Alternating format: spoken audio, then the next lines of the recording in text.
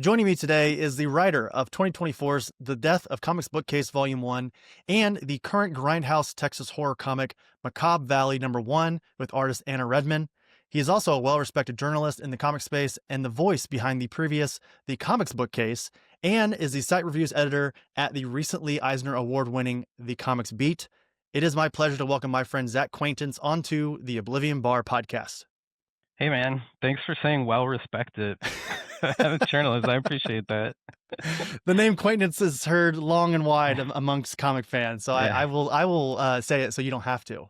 It's better than like the infamous, like something like that. The dreaded. Yeah. The scoundrel. That's right. Yeah, real so-and-so. Zack, thank you so much for joining us here. Very, very excited to get into Macabre Valley, but I think we need to do a little bit of housekeeping before we actually get into your current Kickstarter, which is already funded. So it's fun to still talk about it. And of course, we're going to keep broadcasting it from not only, I know you're going to, but also on our social medias. And we're going to continue to tell folks to go check it out. But I need to ask you because, I think it happens more than I'd like to admit, but I think you and I have very, aligned interest. I often look to you when it comes to things that you're into. You'll post like a dump on Instagram or on Letterboxd or what have you. And I'm like, oh, if Zack's checking this out, I probably should give it a look because I think we have a lot of similar sort of, favorites in that sense. So I've seen a couple movies here recently and I want to sort of get your read on it and sort of get your views. First up, and I know because I've seen you post about it, PTA's One Battle After Another. I have to ask you, being, and I use this term in sort of a joking way, but being a cinephile, in a way that I think that I am as well, where like we love it, but we're not going to like be pretentious about it. Give me your sort of, how did you see it? What were your thoughts overall? Like all the things. So I saw it on IMAX, but not IMAX film, and it's been like sticking with me. It's like a source of major regret. So I'm going to see it again next week on 70 millimeter IMAX to rectify this. But yeah, I saw it opening night. I had tickets I think I logged on a few hours after they went on sale, but it's New York City, so there's only one 70 millimeter IMAX, and I got beat. Mm-hmm. But yeah, I knew I would like this movie because I not only am a huge PTA fan, but also Thomas Pynchon. Right. And then adding another layer to it, it was filmed partially in Sacramento, where I have lived, and partially in El Paso, where my wife is from. So there was just a lot going for this movie in terms of me liking it. And lo and behold, I absolutely loved it. 5 stars. And like I said, going to see it again. 5 stars. Wow. I'm sort of happy to hear that because as I've talked to people about it, I think people are still, and maybe it's sort of the pessimistic world that we currently live in and the apprehension to sort of quickly give it that near perfect, if not perfect score. And that's the sort of world, the letterbox world that we live in, where we have to give everything a rating. And I'm guilty of that too. But walking out of it, I almost immediately knew that this was probably my favorite movie of the year. And that's saying, I think, quite a bit. We've had in sort of this weird landscape that we currently live in with film, and I'll say art is sort of a larger spectrum, but like specifically in the world of film, it's been a pretty good year. I think there's been a couple stinkers here and there, but for the most part, I feel like most of the movies that I've been excited for delivered. And, I think One Battle After Another, we went to go see it we went 70 millimeter here at the Indiana State Museum. And we actually had Chase Infinity's parents sitting below us. No way. That's awesome. Yeah. She went to Lawrence North here in Indiana. She eventually graduated high school, went to Chicago for acting school, made her way out west, and then eventually ended up in a Paul Thomas Anderson film within I want to say the first 5 years of her career. So yeah, I think it's the second. I think she was in an Apple TV show. Who knows? Because you never hear about those things. They just sort of come and go. Yeah, there's so many of them, and they don't get promoted. But right. I think this is like the second thing she's been in, and yeah, it's like probably the second lead in a PTA movie. Pretty incredible. Right. No, absolutely. And I'm like working across Leonardo DiCaprio and Benicio del Toro and Sean Penn and all these folks. Like, it's incredible what she's able to do. And I'm just curious, and it's okay if you haven't thought of this, but like, where do you feel like this lands in your PTA? I mean, obviously he's done so many great movies. Where do you think this might land for you? Yeah, I definitely have thought about this because like you pointed out, we are those kind of letterbox guys, do that sort of thing. And I was like, letterboxers. Yeah. But I haven't I'm the type of person who's like, before I do this, I should probably rewatch every PTA movie and then make my decision. Right, But it's right. definitely top tier. Like I think it's one of his more accessible movies that like Hmm.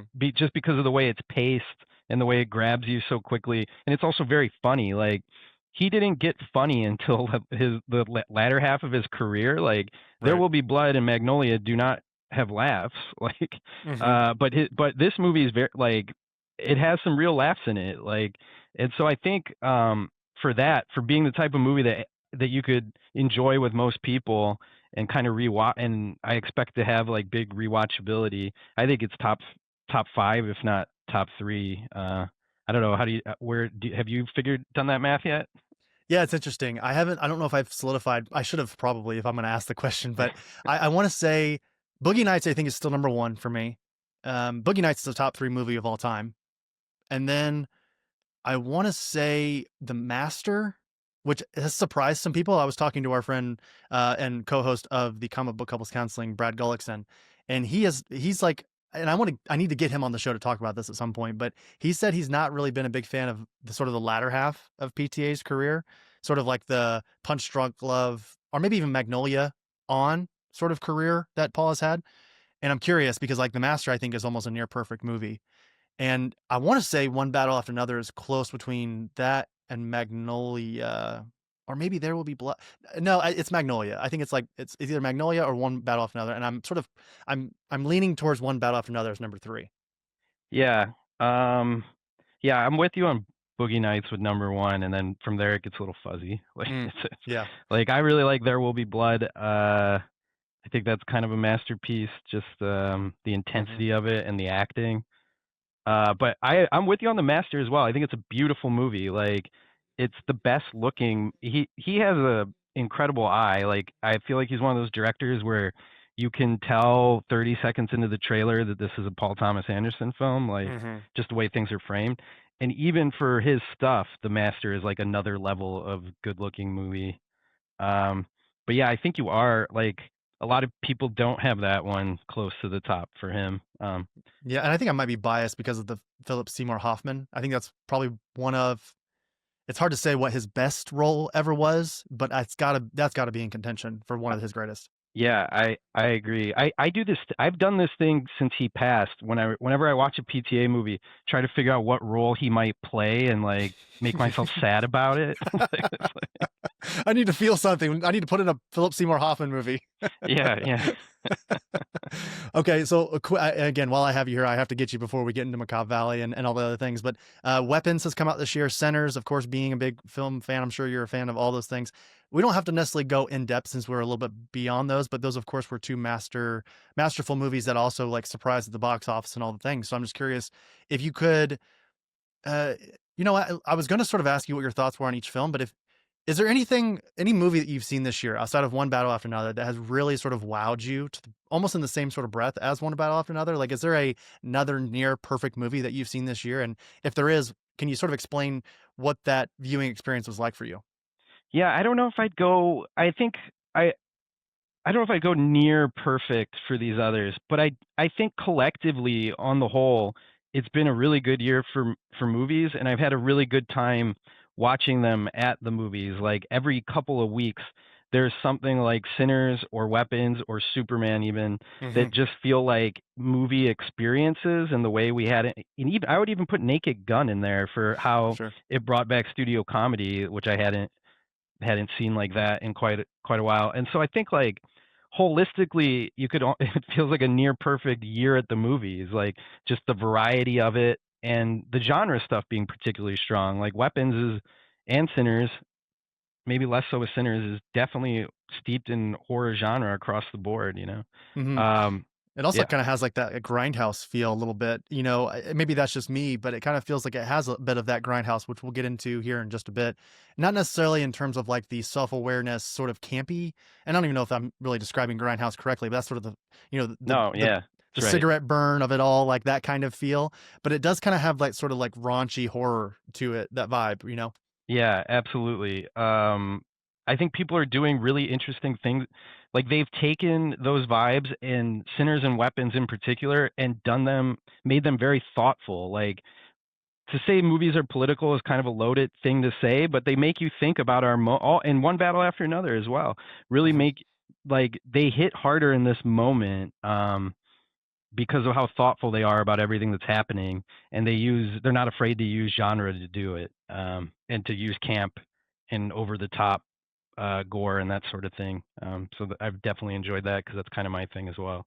Yeah, we definitely see that, again, in your work that we'll talk about here in a bit. I think One Bad After Another and Sinners, I think perfectly sort of play in that same. They're trying to have that same conversation that I think you're trying to have as well with Macabre Valley and so on. So before we get into that, and I know I keep teasing it, but like I need to take us back to a big moment for you earlier this year at San Diego Comic Con. We actually had a chance to see each other for a quick moment there. I know we're, being that we're both doing specific things at well, I will say like conventions. We're about a couple days away from New York Comic Con now, and we'll probably be doing the same exact thing then, but like especially at San Diego as well, where I'm doing the comic sketch art thing, and I'm hosting whatnot shows with creators, and of course you're doing your comics beat thing, and also as like a writer trying to get that work out there. I'm sure that you're packed to the gills with these are sort of like work trips for you even. So I'm just curious. Let's go back to San Diego for a quick moment, because while I was there at the Eisners there in the beginning, I was there for probably the first maybe 45 minutes. I eventually had to leave for another event, and I missed the fact the Comics Beat won an Eisner for comics journalism. So I need you to, if you can, replay that sort of moment for me and for the listener, and sort of tell us what that moment meant for you and the entire team with Heidi and everyone, and just all the hard work you guys have been doing for comics journalism with the Beat and all that, and yeah, just sort of cover that for us. It was incredibly meaningful in a way that sort of surprised me because, so for people who don't know, the Beat has been around for 20 some years. It celebrated its 20th anniversary last year, and it's never won an Eisner. It's been nominated a couple times, but it's never won. And so you don't want to get excited about these things in case you lose, just like, basic psychology. Like, Hmm. uh, you don't want to be the person who's like, I lost. Like, you want to be like, I'm happy for the people who won. So you don't want to get too excited. Right. But so I was just kind of like, oh, it'll be fun to get to sit at the tables up front because the Eisners are like, there's a hierarchy. The nominees and the other fancy folks get to sit at actual tables. They wall you off with Yeah, the food. Like all the peons sit behind the food, and all the guests you sit in front can of the food. you can smell it, but you can't eat it. That's Like, right. and so that's where I've always been traditionally at the Eisners. I've been back with the prole. That's right. So I was thinking like, oh, it'll just be cool to get the free dinner and to sit up there and to be close. But as it got closer, I was sitting right next to Heidi, and she created the Beat. She's the one person who's contributed to it throughout its entire existence, start to finish, and she's done an incredible job keeping it independent of these clickbait companies like Valnet that buy these sites and hollow them out and don't contribute to comics at a certain point. Hmm. So she's done incredible work passing up money and just keeping the Beat alive. And so as the night progressed, I could tell she was nervous and that it would mean a lot to her to win. And then at that point, it started to become more meaningful to be like, well, to have helped her kind of achieve that would really be something. And then we won, and I thought she gave a really fantastic speech. And Sandy, it was like San Diego before and after was a different thing. After we won, it was all smiles and everybody was congratulating us and stuff. So like the Beat doesn't have a lot of resources. There's not a lot of money. But being part of that and being at the ceremony was all the payment I think I'll ever need for contributing to the Beat. So Yeah, you've often said this really cool thing that I admittedly have stolen from you, total like red-handed, and I try to give you the credit when I think of it, but you often say that like comics deserve our participation. And when you told me that last time we talked here on the show to talk about the Death of Comics Bookcase, it was almost like an epiphany. Like I had this like weird moment where I was like, holy, yeah. Like if we love this thing or anything, not just comics, but just like anything that we love that does not get the proper representation or has a lot of bad actors within it, we have to be the ones to put that good out there and be the ones to sort of be its champion, because we can't expect other people to do that. I mean, we could expect that other people do that, but no one should. Like we should be the people. right? So what you guys have done with the Beat, and again, Heidi, I think, is the mascot of that, all that. She has solidified herself as comics legend because of what she has done with the Beat. And again, she couldn't do it alone. It's all of you guys that are doing this on a volunteer basis, are being paid very little because you love the medium and the industry. Yeah. I think going back to what you're saying, like, yeah, comics has a thing where it is uniquely positioned where it needs help to be better. Like Mm-hmm. in most facets of it, where it just needs people to give it a little push with arguably to sacrifice to do it. And so if you really do love it, you have that unique opportunity to be able to step in and help this thing you love, which you don't like. No matter how much I love movies, there's probably nothing I can do materially to help movies, like besides buy a ticket and a Blu-ray. But Mm-hmm. with comics, it's very different. It's accessible. Like the barrier for entry is smaller, and the industry struggles. Like it struggles to get what you and I would consider its due, or what it for people to understand how great it is. And so yeah, that's what I'm always talking about. Like you can uniquely in comics make a difference, and so you should, you know. What was the other part of the? What was the second part? It was Oh, about the Beat, Heidi. about the Beat. Yeah, it was mostly just the fact that you guys are her. You guys are sort of her Oh yeah, entourage with all this. While she is, like, again, as you said, been with this thing since the very beginning. she's I think she would, if she was here, she would admit that she couldn't do it without all of you as well. no question. I mean, like she's the face. Like we couldn't do it without her either. Mm-hmm. Like she's the face of it, and what she does is people respect us because they know her and they respect her. And also, Heidi just has like one of the challenges I would run into when I was sort of doing my own comics journalism is just the like all the sort of challenge, the like rapid fire challenges you have to deal with, the criticisms, the inability to get access, and all these things. And Heidi has incredibly thick skin and has a long term view. So like she knows where the crisis of the day sort of ranks and doesn't overreact to it the way I might as a newer leader of something like that. And so like she keeps the ship steady, and then we do the day to day. That's kind of how it functions. It's everybody has their role to play, and hopefully it's not always true, but hopefully we're all moving in the same direction. So Mm-hmm. last year it lined up, and I think we had a really good year, and I think we did deserve uh, the recognition. So that was very nice. Yeah. Oh, absolutely. I think that the Comics Beat team and the site itself should be recognized for the awesome work that you guys do, because I know when I'm preparing for the show, and I would like to think that we're like, um, I wouldn't say respected outlet, but someone that we're a show that people go to when they want to hear, Danny Earls talk about something, or, like when they want to hear creators talk. Uh, when I'm looking for resources, the Beat is among one of the very first, if not the only resource that I use based on your guys' review or coverage or what have you. So I don't know if Well, that really means anything, but that's what I do. don't sell yourself short, because you are a top tier interviewer. Like that is a Oh, skill that like in real time to do the research you do and to be quick with the thoughtful questions is don't undercut your own abilities there. But I appreciate you saying that about the Beat, that we help you out with your oh, getting a handle on well, things. Yeah. well, thank you. I appreciate the compliment as well. But I need to ask you something as well. We're sort of on the topic of the Beat, and then we'll get into Macabre Valley. And it is, and I apologize if this is sort of a gotcha journalism question, but is there anybody at the Beat that you're really excited about? Like, is there a new writer, reviewer, what have you, someone that you think people should be paying attention to in terms of like when they post something within the Beat that you think people should be like really checking out? Well, I think it kind of comes down to what you're into. Like uh, Ricky Serrano does a fantastic job with the horror Beat section, and it's such an incredible, varied section of different horror, like not just comics. Like it gets into TV, uh, movies, and all that kind of stuff. I mean, we've had some new reviewers come in. Like uh, I'm gonna leave people out, so that's the hard part. But like Carrie Weinberg writes excellent reviews. Arped Lep is a great resource for comics you might otherwise miss. Like it's Mm-hmm. Catherine Hemmen, uh, whose name I've never had to say out loud to this moment, so apologize, Catherine, if that's not right.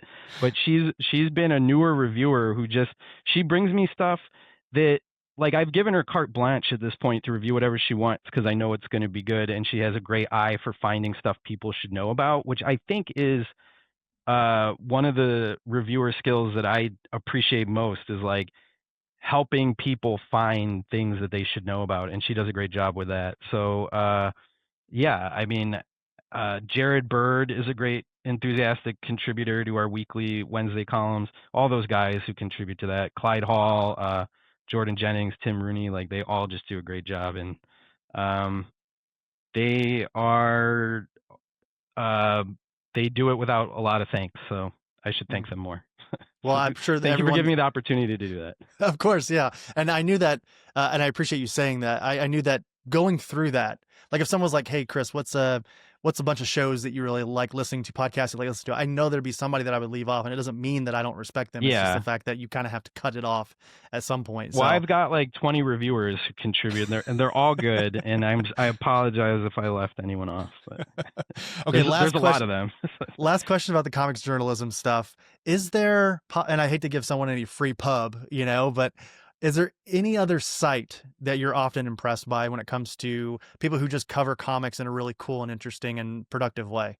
I mean, the people hanging in there and still doing it across the board, I think, deserve credit. I think what's happened as the comics media ecosystem has contracted is like the people still here are all in it because they love it so much.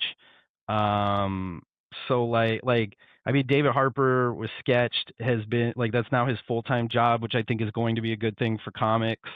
I mean, I read the Comics Journal, like I read their reviews. So great, yeah, they're awesome. And then even Publishers Weekly, like they do these little capsule reviews, and I think it's really hard to be as interesting and evaluate things as well as they do and be that concise. So I think Meg Lemke edits the reviews over there and does a great job. And then I mean the interview podcasts are like, because comics it's like being at a con when you get to listen to all these great interviews you all do and to hear the creators talk about their work. Mm-hmm. Yeah, I feel like a little bit of a fraud whenever we talk about this kind of stuff. And again, this isn't me trying to fish for compliments here, Zach, but when I think of journalists, it's funny. I don't even like, because we're not, firstly, but I don't even like think of the Oblivion Bar's journalism because we're not on even the same tier of like Brad and Lisa. Like they are journalists, in my opinion. What you do is journalism. What we are, the way I sort of view it, and it's not me trying to like escape responsibility because you'll have some people out there who have like this large following and they'll go, "Oh, well, I'm not a personality, I'm not a journalist, so I can say whatever I want, do whatever I want." Usually you see that in politics a lot or with movies or whatever. But I think from our perspective, I think we're just a couple of dopes who love comics and like want to have a fun, interesting conversation about them. And when it comes, because I think journalism takes a lot more work than whatever we're doing here. So while I don't think that what we do here is nothing, it's like, I don't know if I necessarily, and I'm not saying you said this either, but like, I don't know what we do here is, necessarily journalism, I feel that like, I used to do more reported pieces about comics. I don't do those so much. So I kind of feel the same way you do. Like, I feel like I run the review section like I would a set of conversation. Like I'm having a conversation at a comic book store about something I liked or didn't like. Like that's how I kind of approach it. So that doesn't feel like journalism. Like journalism can feel like a high and mighty thing, right? Like that you have to be holding people to account and stuff. I don't do that in comics. Some people do, but Tom King, why did you write this about Wonder Woman? yeah. you know that's not her characterization. Like well, actually, if you go back to George Perez's run, whatever, yeah, that whole thing. I don't do that kind of stuff. I'll even write a review if there's one super interesting thing in a comic. I'll be like, I'm just going to write about how they use the dog for 500 words, and that's this review, because that's what I think the most interesting thing is. Like, so I feel you on that. I feel the same way, but I think people do treat both of us as media and journalists. So, and if you get treated that way long enough, you are one. So that's how it works. If it gets me a free pass to New York Comic Con, I'm cool with it. Call me whatever you want. I've got mine right here. Press pass, 4-day press pass. Yeah. Sorry, one more question popped in my brain. I have to ask you, as someone who I think is, very knowledgeable about the industry and especially the medium and everything that you've done with the comics bookcase and the beat and with your writing, why not podcasting? We're sitting here talking about how like this is, I think there's obviously a lot of work that goes into podcasting, but I feel like if there is someone out there who has done enough in our space, has done enough important work in our space, that would be a sure fit into sort of the podcasting landscape, especially among our peers. Again, with like David over at Off Panel and Brad and Lisa with Comic Book Helps Counseling, Botter over at the Short Box, and so on. Like, has that ever even crossed your mind to like maybe possibly either create a podcast or partner up with someone else who's been on a podcast?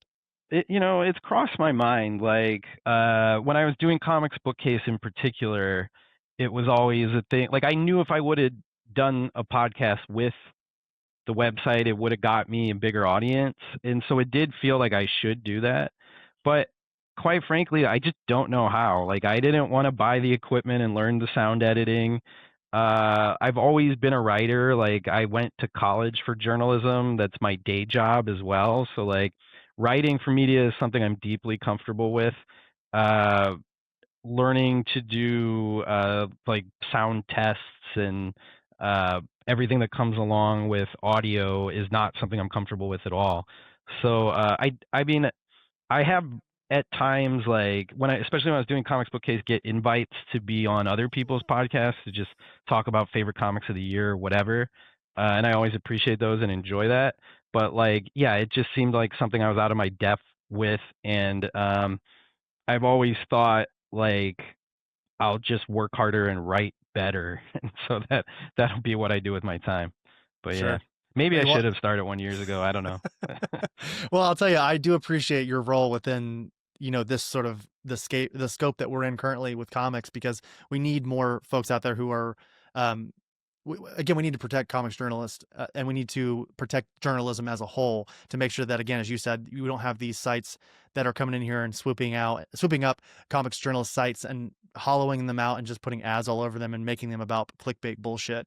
Like, we have enough of that already.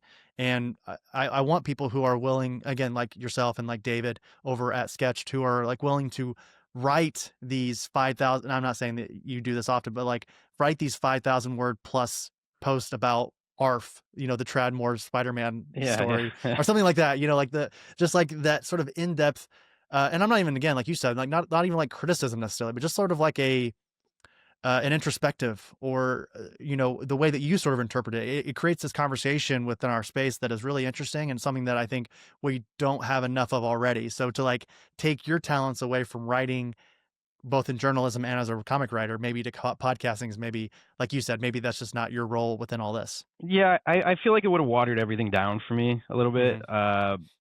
But yeah, what I want to be able to do, like I got a chance to do it. I feel like this year when I wrote one of the first reviews of Drome. And I don't know if this is true. It's just a sense I have that like it kind of helped set the conversation around Jesse Lonergan's Drome being one of the books of the year. Like it gave it. Jesse said it gave it momentum. He could have. He's a very nice guy. He could have just been telling me that. But Yeah. like, so I just want to be in a position when I read something that really really blows me away, and I think should be one of these books that everybody knows about and hears about. To be able to write something about it and have a platform that gives it that kind of push to get it to more readers. And I feel like I do that with the beat, and so that's been a part of the goal to be able to like people. I don't know. This is probably an old person reference at this point, but people rag on Pitchfork Music for being like Hmm. snobby reviews and that sort of thing. But I always kind of wanted to be like, comics should have its Pitchfork Music somehow, like Sure. something like that. Yeah, we just talked to Jesse 2 weeks ago about Drome, and yeah, totally. It is absolutely, I think, one of the books of the year, if not the book of the year thus far. And I can actually see it on your bookcase behind you Yeah, there. yeah, Yeah. yeah. Yeah, that's my shelf for stuff lately that's really blown me away, like that's come out in the last 5, maybe 6 years. And Drome, I had to move some things around to make room for Drome on it. Yeah, and Yeah, I see it's, so I can see ducks there as well. Is that Murder yeah. Falcon there on the far left? No, that's Upgrade Soul. Oh, okay, gotcha. Yeah, and then I've got a guest in the house, Hmm. the new Noah Van Sciver book, and a couple of my favorite things are monsters, and then the Blood of the Virgin, the Sammy Harkonnen book from Hmm. last year. It's like a 70s Hollywood thing. I thought that book was awesome. Have you read? And this is the last thing I'll say before we get to your No, work. I really don't mind. Like, this is great. Have you read Will McFrail's In? Yes, yeah. So I have a story about that. I got Okay. that book. Sometimes like my home address is like circulated by comics publicists, like they know where I live.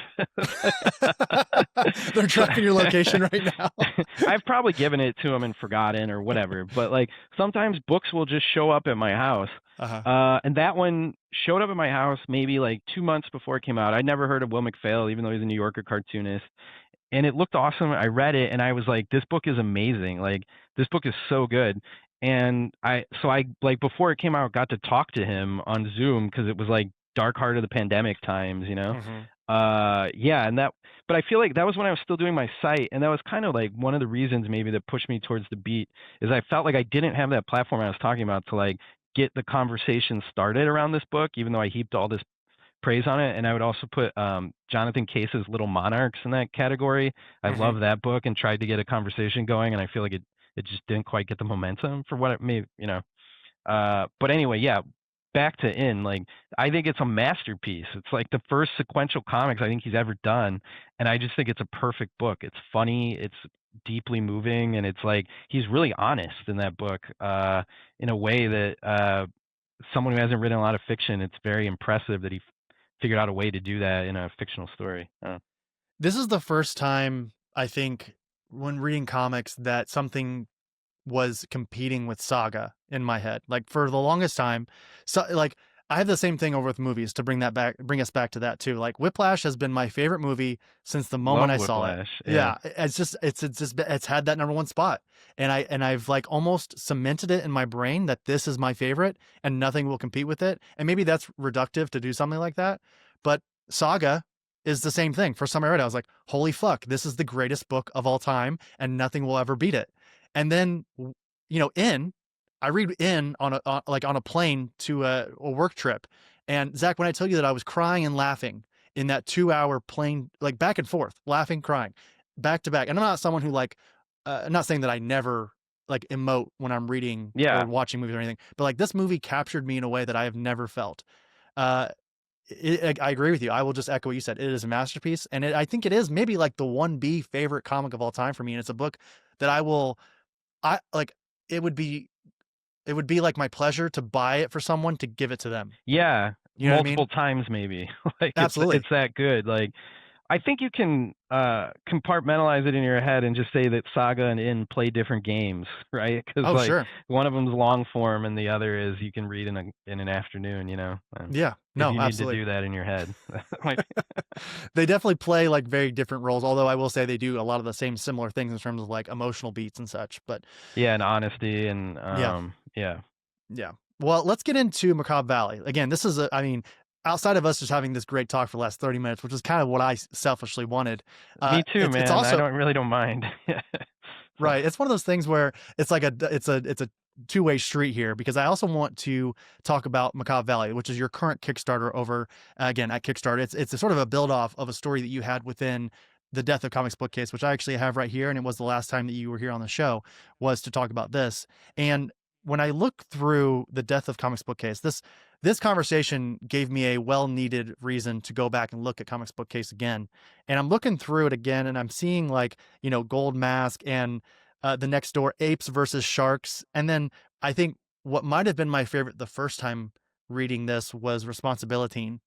And I'm like, okay, so Zach clearly had a plan when it comes to expanding on these stories. I know even when we had you on last time, you mentioned that you had plans to eventually, continue on with a couple of these stories. I'm just curious to start us off here. And actually, before I get into my question, I'm going to do a quick synopsis here. A young reporter gets a job covering the night cops beat at a newspaper in South Texas. When a Border Patrol agent is gruesomely murdered, our hero must untangle a violent mystery with a beloved local priest and a werewolf at its dark center. So I'm just curious, why Macabre Valley? Why this priest grindhouse horror story to sort of be that first story that you go off and tell more with? That one was always conceptualized as a full comic book series. from the start. The every other story in there, what I had already had the idea for Death of Comics Bookcase to do a collection of these, and were written to be something bigger. Like they're all built to continue, but the introductions were capsules. So like they were all short stories. Macabre Valley, which at the time was called The Werewolf Priest in that book, was not. Like it was intended to be the first 8 pages of a longer story. It was actually we did as a pitch in early 2023. So it was conceived that way. It was always the hope that that one would be something larger, and we always had a larger story to tell with it. And I don't play favorites, but I think all the stories in that book turned out good. But like Yeah. those 8 pages, I mean, it just felt like there was an energy to it where I was like, I felt like we'd be doing a disservice to not try to do more of this one way. Mhm. And I started writing it like the full, like I'd written a pitch and an outline, kind of a story beat outline. And then as the campaign for Death of Comics Bookcase was happening in like May of 2024, I finished the first issue script and have been refining it until Anna had time in her schedule to start this year. So yeah, it was just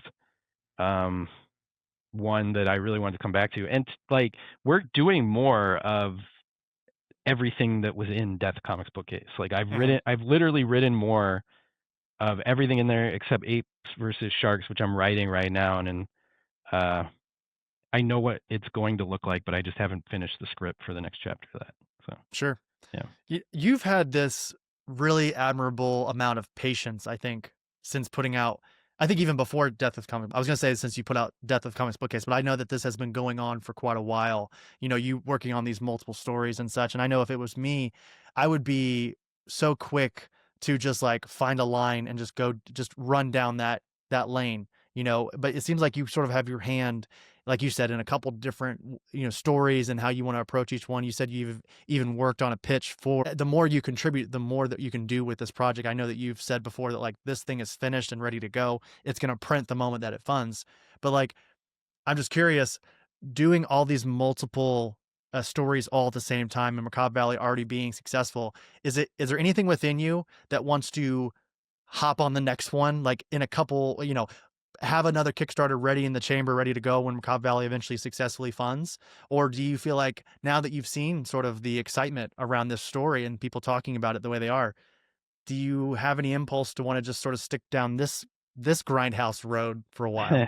I mean, the answer is yes to both. Like, Sure. I do want to. I mean, I would love to have something new coming out constantly. Like to have these comics I've written, and some of them have art done for available rapidly. But I think from a business standpoint, I don't think that doing more than a Kickstarter a year is a good idea for audience retention. Like I know that I don't tend to back too many creators who do multiple Kickstarters in the same calendar year, just uh, because part of what you're paying for with Kickstarter is you pay a higher price for these comics because you get the good feeling of supporting and bringing it, help being part of something that makes it possible. So I Hmm. don't want to I really am deeply aware of that, and I appreciate it, and I don't want to ask people to back more than one Kickstarter a year. I mean, there's people who do tons of Kickstarters and do great, and I don't fault them for that. But just for me, with audience building, I could be totally wrong about this, but I feel like one a year is the cadence.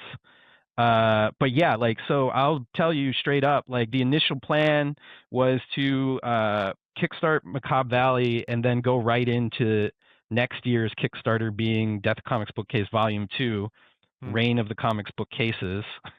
uh, and I love that. there's a cover that we've got into inks with, and there's a story that has complete art with it's a brand new story. I maybe have shown you some of the art. Yeah. Yeah. I think you showed me a little bit at San Diego Comic-Con. It's like a wrestling thing Mhm. with comic book creators. That's the Yep. way, yeah. There's a parallel there that we often see. Like comic create I don't know if people listening know this, but like there's like a large amount of comic creators that also really love wrestling.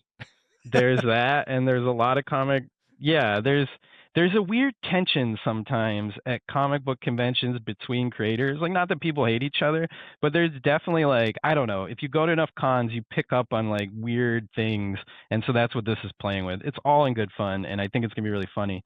But after this, like, this Kickstarter has been well received. Um and I'm hoping that it sets a backer record that's like a personal thing. Like, I would Mhm. really love to set a new backer record. But I think it's been easier for me to talk about and kind of market a one story versus six at the same time, like, and Mhm. find an audience for it. So there's definitely like well, do I want to go into the another anthology right away because that's more of it feels like a steeper climb, or do I want to do more Macabre Valley, or even like a one shot with this wrestling idea? Sure. So there's things to figure out. But I have so much to do right now between getting, like, the story is done for Macabre Valley, but I'm working with a designer who's actually Jared K. Fletcher, who designed Paper Girls and is Yeah. like just one of the best designers. And like, we're working together, exchanging emails this week to finish up.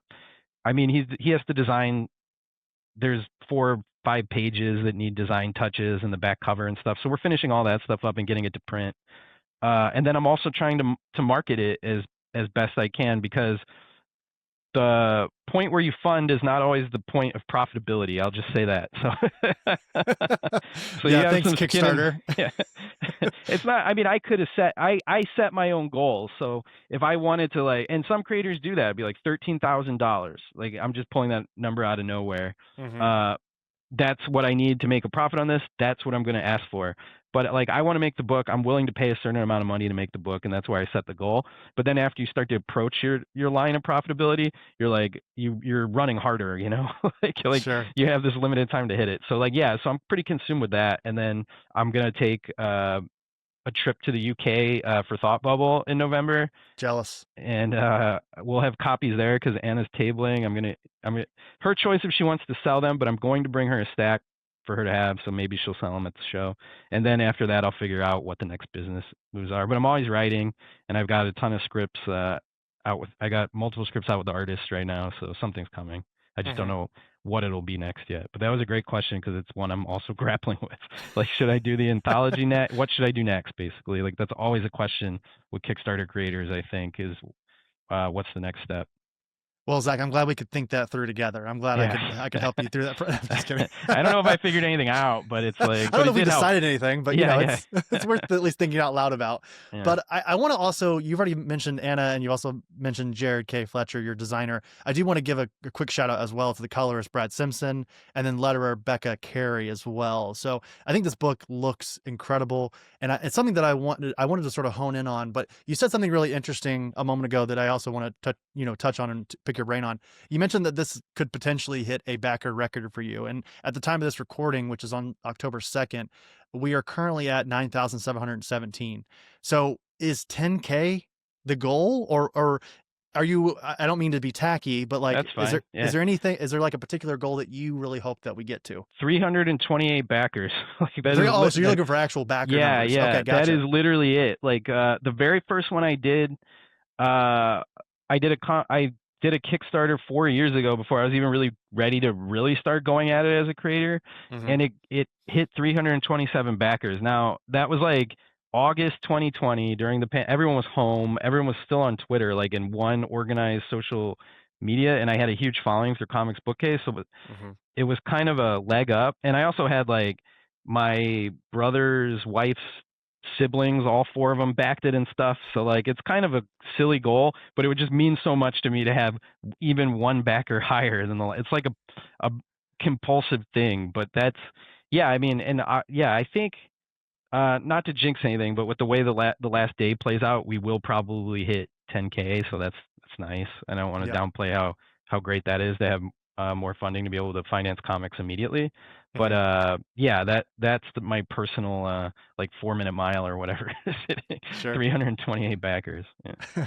We're currently, I should probably give those updated numbers, just under 2 weeks away from the end date here. We're at 278 backers, which is still incredible. Like, I mean, I meant to say this earlier. We were talking about the Eisners in terms of like, you don't go in expecting to win, but like, I think it's more about the nomination when it comes to the Eisners. I know you probably agree with that too, that like, even if you don't win, the recognition from your peers, I think is probably the most important thing. And at the end of the day, is probably the thing that means the most.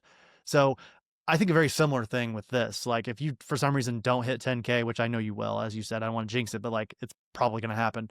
And then like you being at 278, and if you don't hit that 320 mark that you're talking about here, I know you'll still be proud of this, and I know that as your friend, Yeah, I'll still be yeah. proud of this project for you.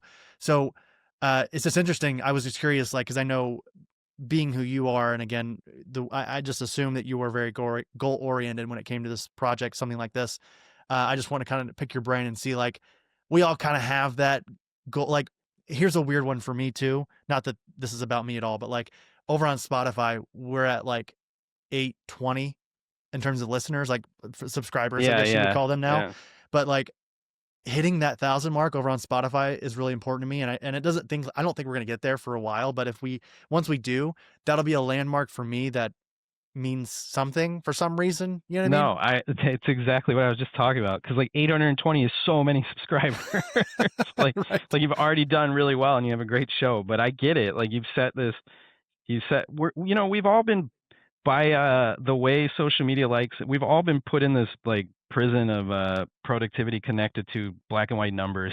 So it's like Hmm. we're just prisoners of that, you and I, like with Yeah. our picking these things, be like, well, 326 is clearly not as good as 327 was, so I lost, you know. Right.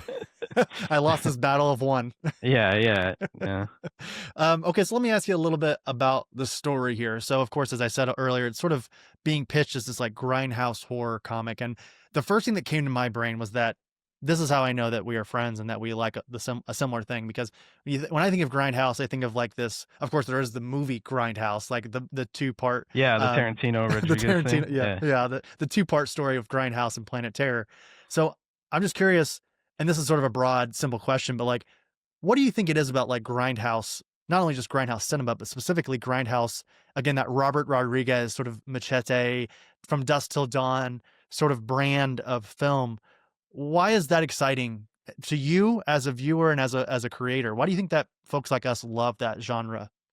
It's pretty self-aware, I feel like. Like I think it's two things. It's pretty self-aware. It knows it's entertaining, but I think it's also a little more flexible. Like uh those sort of movies can go on a dime from ridiculous to serious and it all fits in the same bucket. Like Yeah. uh I don't know why they quite function that way. I think our book functions that way as well. Like from one page to the next, we can be doing really over the top gore and then go right into like a journalism procedural and it all holds together well. Um, but yeah, that what draws me to it is I think there's less limits to it. You know what I mean? Like Mm, it just kind sure. of gives you more tools. Um, and what we did is like on the goriest page in the whole book is page 2. And maybe it doesn't. It definitely doesn't help me when I'm tabling because people will pick it up and look at those early pages and be like, not for me. But it Right. does like set the tone right away. And I think after page 2, we can do whatever we want because we've already established that this is pulp and this is over the top and anything goes in our world. So I think that's what drew us to it. And I just think like uh, Anna's artwork is also capable of like, it's not photorealistic, but she's just so good at exaggerating in the right places. And so I think it plays really well to her strength. I mean, she's a comics genius, so like most stuff will play to her strengths, but I think in particular Grindhouse uh plays really well to her strengths as an artist. Sure. Let me ask you this to build off that there. What was it about Anna's art before you guys, I guess maybe this is a two-parter here then, I guess. How did you get connected to Anna firstly? And we may have talked about this a little bit in our previous conversation, but just for the layman, and I guess me being part of the layman, how did you guys get connected initially? And then was there any particular piece of work or anything that she sort of alluded to when you guys first started talking about this project that made her perfect as a collaborator for Macabre Valley? So I became a fan of hers like in 2020. I think that was when she was featured. Broken Frontier does this thing. It's a UK-based indie comics website Mm-hmm. where they highlight 6 artists to watch, and she was one of them. And Mm. I don't know if that's how I first saw her work, but it was somehow she was on Twitter also. Um, and then when I was doing my next door comic, it was very poorly planned. We rushed the launch and we had no variant cover. And I reached out to her last minute and she did one in like 3 days and it saved our campaign. Like it our that comic was a neighborhood crime comic, which is a tough thing to sell, and it had a sense of humor, which made it even harder to sell. And her cover though captured like just from one email, she knew what we were going for and captured it perfectly with this cover. It's like a real estate sign that's got all like 20 different weapons sticking out of it and a dog peeing on it. And like people love that cover so much and it changed the whole momentum of that Kickstarter campaign. So in the back of my head, I'd always thought about like, well, imagine the reaction of readers if we could collaborate on a full comic. And then I also knew just from following her on Instagram that she drew amazing dogs. like Yeah. like she'd drawn her own dog. She'd drawn a beer can label that had the owner of OK Comics, this comic book store in Leeds, on it, and he had a dog. Like, she drew a lot of really good dogs. And for like a student project or something like that, she'd drawn an illustration of out of a Cormac McCarthy novel. And so Mm-hmm. I was like, I had this werewolf idea. She could draw Western stuff, a gritty kind of Southern Gothic Cormac McCarthy stuff, and dogs.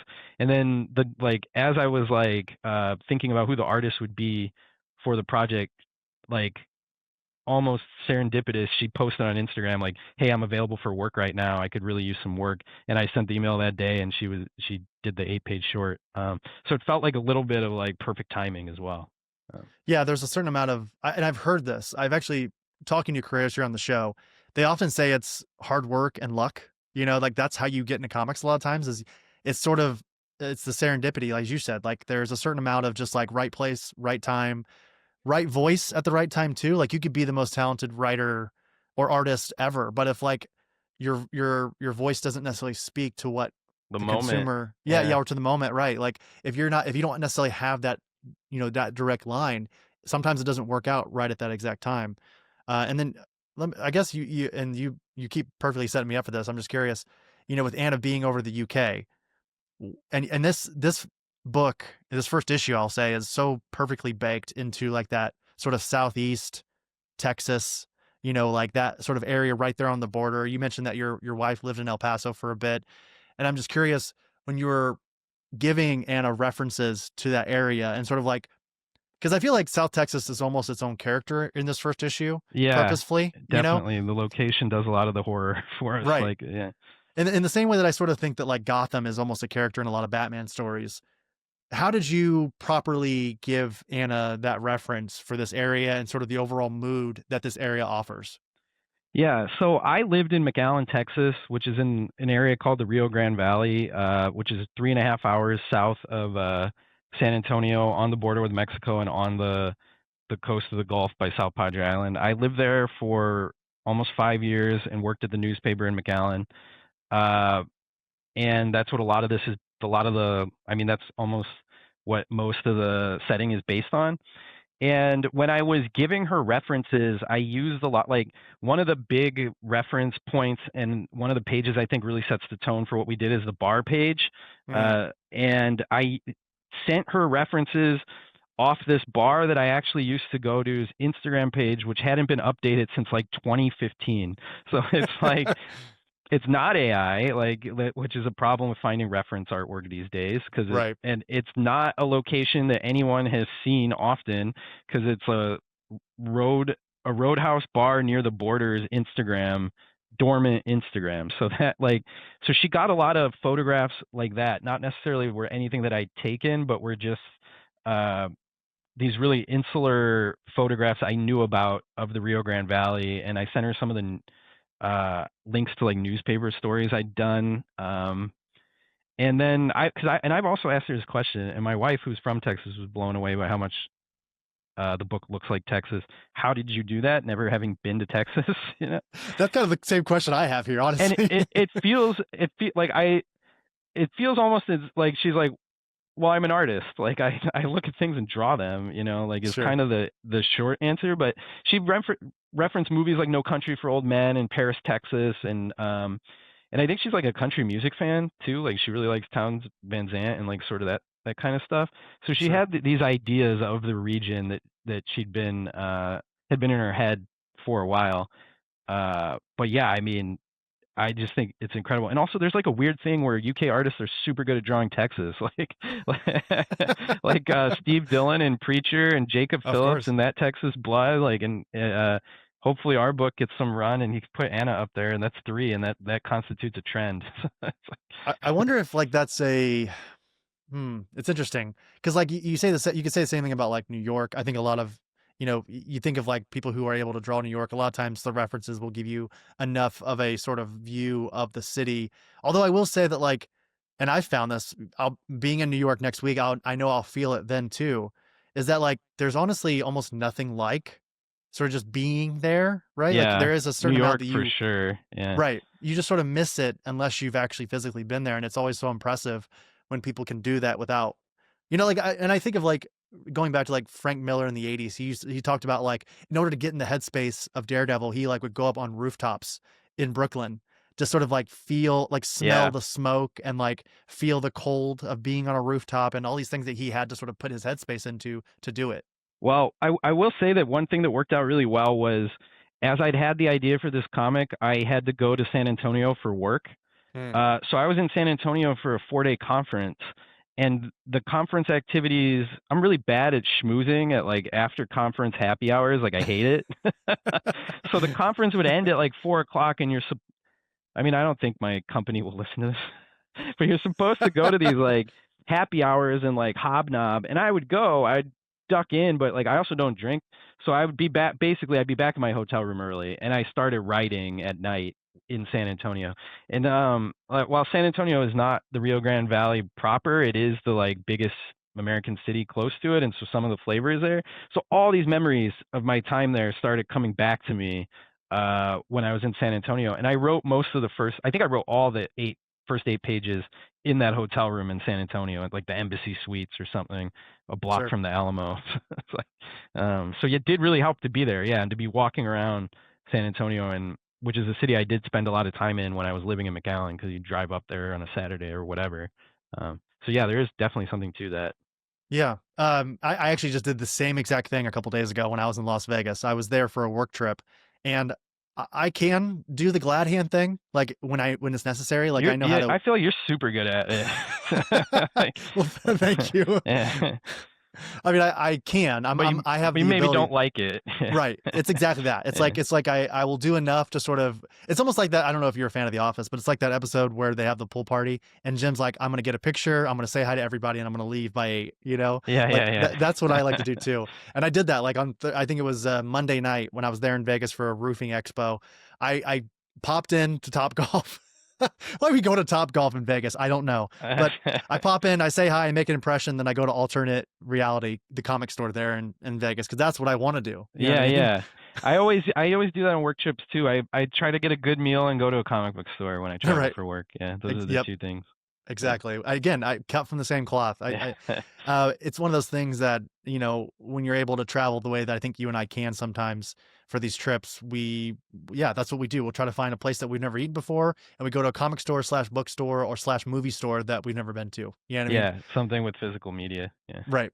Okay. So, Zach, we're sort of nearing the end of our conversation here about Macabre Valley, and it's been such a pleasure as always to talk about, not only your career in journalism and all the success that you've had there at the Beat, but also you're doing, and I think I said this in the last time that we talked here on the show about the Death of Comics Bookcase, and I feel like I try to remind you of this when we get to talk in person in those rare sort of those grateful moments that we do here at, comic conventions and such. But like you are doing it, like you're totally doing it. And I know that like a lot of times that bridge over from whatever side comic thing you're doing into what I think a lot of us either want to do or maybe romantically dream about, which is writing the thing that we all love.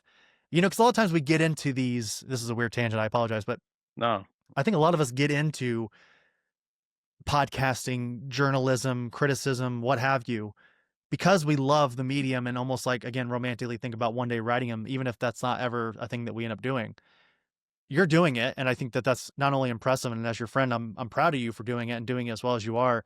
And I'm just curious, you know, at the point that you're in currently, again, with the success of Comics Bookcase and you talking about how you're sort of you have your hand on you have your hand within multiple different avenues of writing, like creatively, I'll say. And not that journalism isn't creative, but like you're telling stories.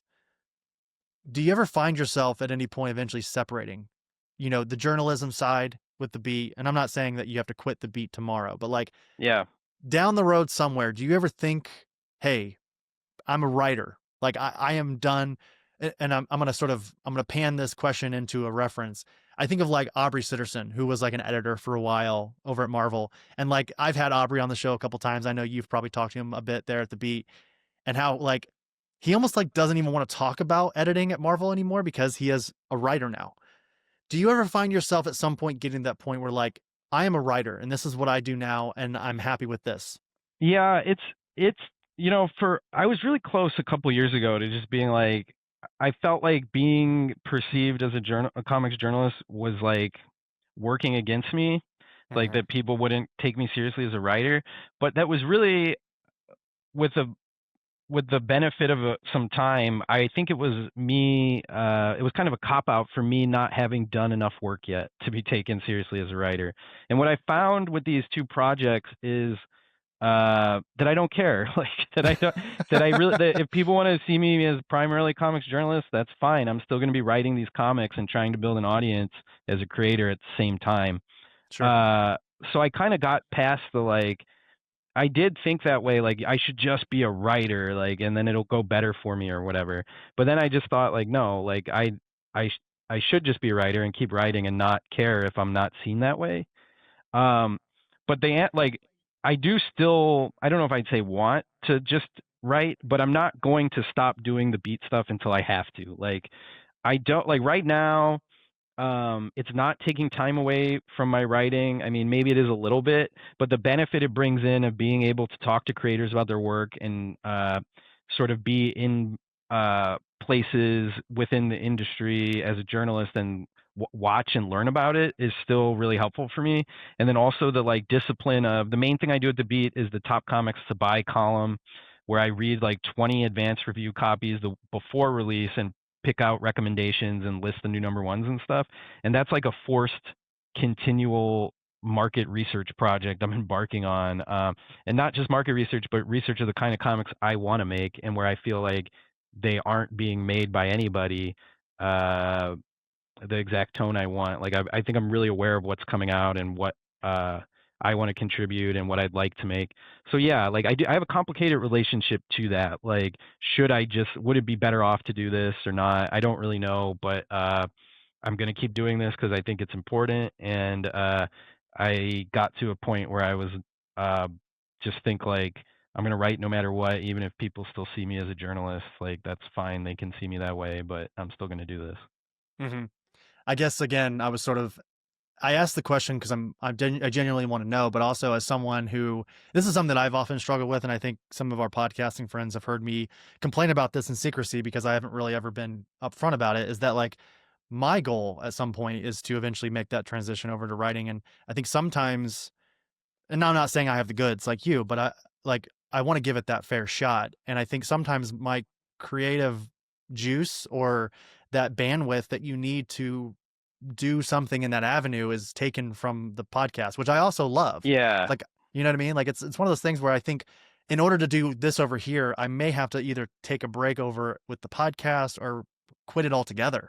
I think what I've been on the same journey, and I think what really helped was, I mean, that's why I stopped doing my website, because I could do less at the Beat. I could still be a comics journalist and contribute in that way with it taking less time. So like I think that there's a little bit, and maybe you'll have to do this. It's just like creating boundaries of like this is the exact amount of podcasting I'm able to do and still feel like I have energy and time for my creative work. So it might involve a little bit of like doing things differently, scaling things back, but not giving it up altogether because you enjoy it, you think it's contributing to the comics, you're meeting a lot of people. So yeah, it's a continual process to figure out how to manage it all better and make it all work in the exact ways that are best for you. And I also think that there's a thing where like if I had more time, right? Like it's not necessarily like realistic that I'm gonna have writing for 8 hours would be great for me. Like I might get frustrated with that amount of time and feel like like psychologically feel like I'm under like I I don't know. I've never had that luxury, but like I think I carve out the time when I need it. And I'll do a thing where like if I'm really cooking or like if I have a script that's really coming along well, I do less for the beat that week. Like I'm just in a position where I can be like I follow the energy. I hope that's helpful for you. I feel like I kind of lost the thread towards the end No, no, I get it. It is one of those there. weird, murky paths that I think you're doing extremely well. Like you found, I think, like again, maybe it's different from your perspective because you're going through it. But I think when I think of someone, and I think of like Griffin and Ethan over with, of course, Kill Your Darlings and such. Like they were podcasters, and now they're Eisner nominated as well. Like they've Yeah, done it, and they've made that transition over from being a podcaster or again, I don't know what they would say in terms of journalism, but I would see them as sort of in that similar sort of camp. And they've made it over, and now they're killing it as writers, right? So like yeah. it can be done, and I think what you guys are doing is working. And it's just something, and I don't want people to hear this and go, "Oh my God, the Oblivion Bar is going away." That's not what I'm saying. I'm I just hope like not. Yeah. I'm finding it sort of tough to like chase the things that I really want to do at some point and also have the bandwidth to do this thing that I also want there to be a good quality that I think comics and the Oblivion Bar and even Aaron, like my co-host, like they all deserve that amount of effort as well. So Yeah, I would. I mean, I'll tell you just on a pure. I don't know if this is gonna be interesting to anyone, but logistically, I would just make time to write every day. Like even if it was only 15 minutes when I was starting, get the document up, play around with some stuff, and then expand. Like my goal is always an hour minimum, and I just like make sure I have that time in my schedule 5 days a week, maybe six, on top of everything. And so I don't think you need to be like, I quit. I'm only gonna write now, and that's all I do with all my time. Because then it's like, I don't know, it's that's not for me. But yeah. yeah, but write every day if you can, even for just 15 minutes, and see how that's working for you. You could feel like an hour a day is enough. You need more time, less time. Yeah. Yeah. Yeah. I think that's an incredible advice. And I think that this, Zach, has been an incredible conversation. And I really hope people go check out Macabre Valley #1 over at Kickstarter. I'll have all the links in the show notes. That way people can not only follow you on social media, but also contribute. They'll at the time of this release, and my hope is actually to get this out on Friday. So the next day. So that way people get enough time to not only That'd listen be to this awesome. conversation, Yeah. but yeah, also get a chance to support this venture. Cause I think what you and Anna and the entire team have done, it's really exciting to, and again, I purposely didn't want to get into extreme spoilers with this issue because I think people should. I mean, and you're doing a pretty good job of like exposing just enough over on your social media so people can get excited about it I hope without so. Yeah. fully spoiling it. But I do want people to check this out because I think what you guys are able to set up, I feel like I can already sort of read the tea leaves. Not only I don't think I can tell where it's going, but I know that you guys have a plan of where this is going, and it's not just with a werewolf priest. You know what I mean? Like there's No, something else around the corner. we're doing Southwestern Monster of the Week. So like the Sure. first issue is Werewolf Priest, the next issue is something totally different. But the Werewolf Yeah. Priest might come back. Who knows? We'll see. Yeah. One small question before I get you out of here, Zach. Can you, because I know you probably have this in your belt, just give me a comic this year. Doesn't necessarily have to be the best, doesn't have to be your favorite, but like give me a comic that's come out this year, and it could be ongoing, it could be big two, it could be drawn quarterly, it could be whatever. I don't care. Like, give me a comic that you think should be on people's radar. That's not Drome, because we've already talked about Drome. You saw me. Yeah, it's like That's right. Is there a comic this year that you think people should be paying attention to? Well, I could go on and on about Out of Alcatraz. Did you read Out of Alcatraz? Tyler Crook is one of my I Yeah. mean, he is one of my current all-time favorites working right now. All Absolutely. right, let's go with that one then. Sure. It's a nice 4-issue miniseries. It tells a complete story. I guess you could call it historical fiction because Yeah. it is Yeah. based on a real breakout where the guys were never found and who knows what they did. So this book kind of posits what they did, and it ends so well. Like I won't say anything else about it, but I just think it's like a really uh fantastic 4-issue miniseries that I haven't done my best of 2025 list, but that one and Drome are the ones I go to immediately. And if especially if you're talking books that I feel like are not on enough people's radar, that one's getting a nice hardcover too. They've shown it on photos of it on social media, so that could be a big book towards the end of the year that more people read and should read because it's excellent. We've had Chris Cantwell and Tyler Crook on the show. I think it was prior to the release of issue 1. And I totally agree. That's, again, I keep saying it, but I'll say it one more time. The cut from the same cloth, sort of think tank there. It's like, it's both of those. It's Drome, Out of Alcatraz, and the one I like to often, and it's funny, when I was at New York or San Diego a couple months ago, Brian K. Vaughan does an incredible job of recommending books on his newsletter, Exploding Giraffes. And I just complimented on it when I got to meet him at San Diego again. And I was like, you do an incredible job. And I think it was actually in it. I found in from one of his sort of like, here's books you should know about. And he goes, well, what's a book that you are really loving right now? Like, he just sort of like sprang this very obvious question on me that I was not prepared for. And the one that came to mind immediately was Assorted Crisis Events from Dennis Camp and Eric Zawalski over at Image Comics. And I'll stick with that too. I think Assorted Crisis Events, and I think maybe a companion piece of that, of course, is Absolute Martian Manhunter. Both of those Camp, those stories, I think, are well worth people's time. Yeah, those are fantastic comics. Well, go ahead. What were you gonna say? Yeah, it's unfair that Brian K. Vaughan is so good at writing comics and also recommending them, because he has a great knack for figuring out books that haven't gotten enough attention. Especially, I have one more comic to throw out. Sure, please. Have you read Paranoid Gardens? It's like Gerard Way and Chris Weston. They did it for Dark Horse. So weird. That's one I think to have on your radar. Chris Weston is an excellent artist, and the book is gorgeous and very strange. So wow. Okay. If you like Gerard Way's Doom Patrol run, you'll like this comic.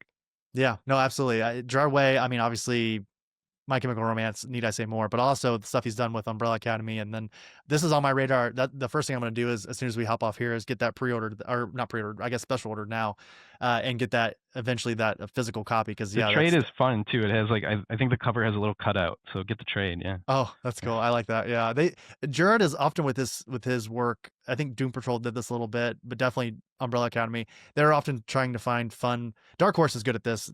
Fun marketing. I won't say like ploys, or like it's just like they find fun ways to sort of market their books, I think. So being in My Chemical Romance is a great marketing move for his comics. Right. Yeah, I think that's a pretty good sort of pillar to put your book on. He nailed that one. Yeah.